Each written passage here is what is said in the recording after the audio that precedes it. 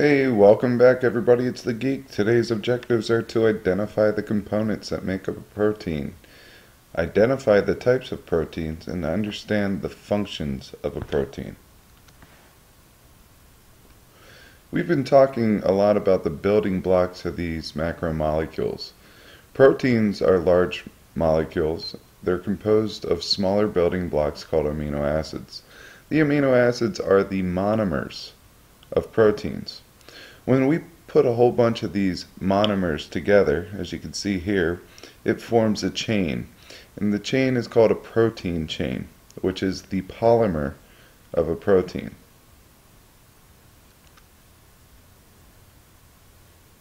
Let's take a look at a couple of amino acid models. Each one of these models is made up of carbon. Amino acids are part of the macromolecules that are organic molecules, which means they have to have carbon in them. Amino acids also have oxygen, as you can see with the red circles, nitrogen with the blue circles, and hydrogen with the green circles. Let's take a look at the structure of an amino acid. An amino acid is made up of an alpha carbon, which is the central carbon that makes up an amino acid. This carbon is going to have our carboxyl group attached to it, which is just a COOH, so a carbon, two oxygens, and a hydrogen. Sometimes you'll see this without the H, but it will be a COO ion, which will be negative. You'll have an amino group, which is a nitrogen-based group, and you'll have an R side chain. R is just a variable in this case. This is what makes up the difference between one amino acid compared to a next. If we take a look at this chart, we have 20 different amino acids. The blue compounds all show you the different R group that makes up the differences between each amino acid.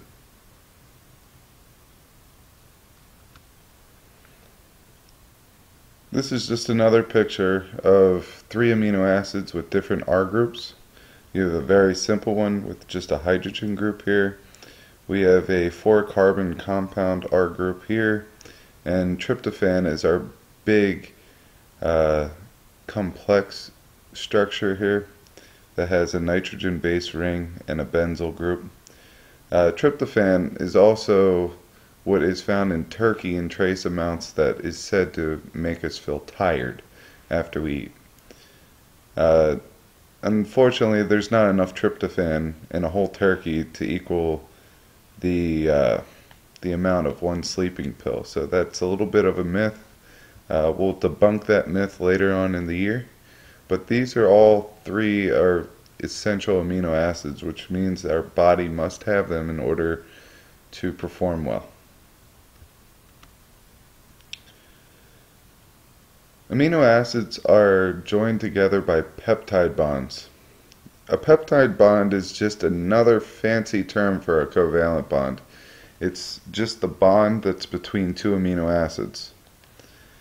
If we take a look about how peptide bonds are formed, we're going to go back to this dehydration reaction. Here we have an amino acid, here we have another amino acid, and here we have a water molecule that is being taken out, so we have a dehydration reaction. Where this water molecule is being taken out, if we look over here, there's a peptide bond. Once again, a peptide bond is just a covalent bond that attaches 2 amino acids together. Proteins are long chains of amino acids with an average of 200 amino acids per chain. These chains could get into the thousands. It's not just hundreds of amino acids long. It could be thousands of amino acids long.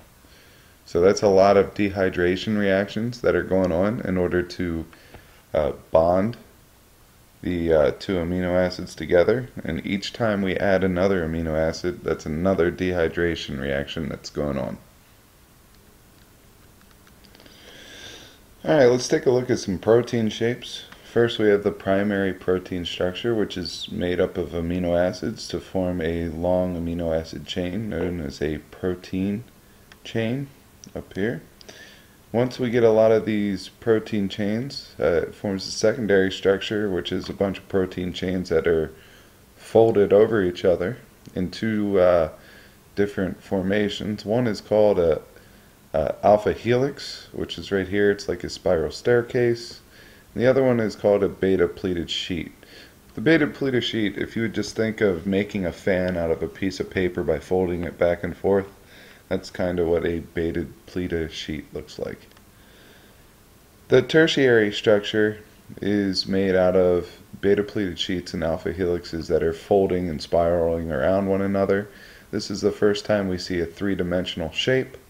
And lastly, we have our quaternary protein structure, which is clustering of all these shapes together.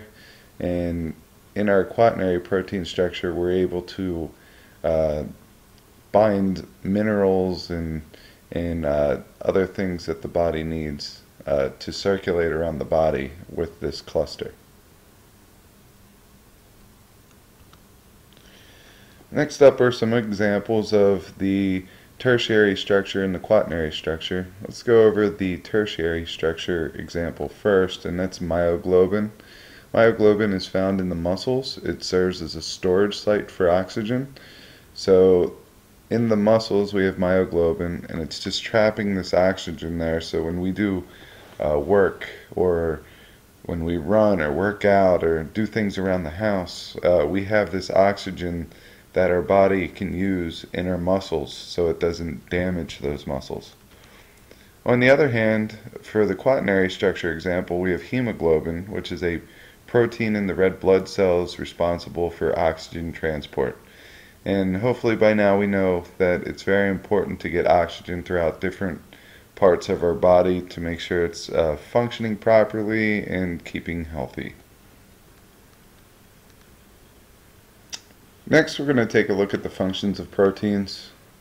The first function is an energy source. Proteins do provide us with a little bit of energy. It's not like carbohydrates with some now energy. It's not like lipids with storage energy. It's just a minor source of energy. We have different foods that help us get this minor source of energy, such as meats, poultry, fish, beans, eggs, and nuts. Let's take a look at some structural components. The following are made out of proteins. We have nails, we have feathers of a bird, our hair is made out of a protein, a turtle shell is made out of a protein, and finally, the last example I give you is the spider web. Think of the spider web and how strong it is compared to how much it weighs. It's super strong. So proteins can help us by being the structural components of certain things that make up our body parts. This is a picture of a hair follicle that's in a scalp. So if you would take a microscope and zoom it in on someone's scalp, this is kind of the picture that you would see. We have the dried skin, some living skin down here, and we have the hair follicle coming out of the person's head. Our next function of a protein is to fight infections. If you get a cut, let's say on your arm, the first thing your body is going to do is clot that blood by creating these fibers out of proteins, which will help stop the bleeding. And the second thing your body is going to do is make antibodies, which are made out of proteins. These antibodies will fight off the bacteria that might have got in during the cut, and it will help make everything stay healthy, and it will help clean out your body. The fourth function of a protein is to assist in life processes. Proteins do help transport oxygen in red blood cells. We went over that with hemoglobin. Proteins will help aid in digestion. It will help break down things. You have enzymes, which are proteins that help break down food in your body, and it will start with the saliva. There's many different types of enzymes in your body. There'll be a whole tutorial based on enzymes. Just remember that all these digestion enzymes and transports are all ways that proteins assist life processes in your body. Alright, so today we looked at the components that make up protein. Remember that the four elements that go into a protein are carbon, hydrogen, oxygen, and nitrogen. We identified the types of proteins. We have amino acids, which are the monomers of a protein. There are 20 different amino acids. The amino acids are connected by peptide bonds, which make up your protein chains, which are the polymers of proteins.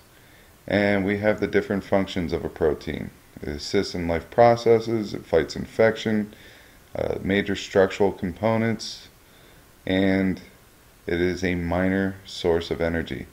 Any questions to this tutorial, please have them ready for their next class period. I'll see you then.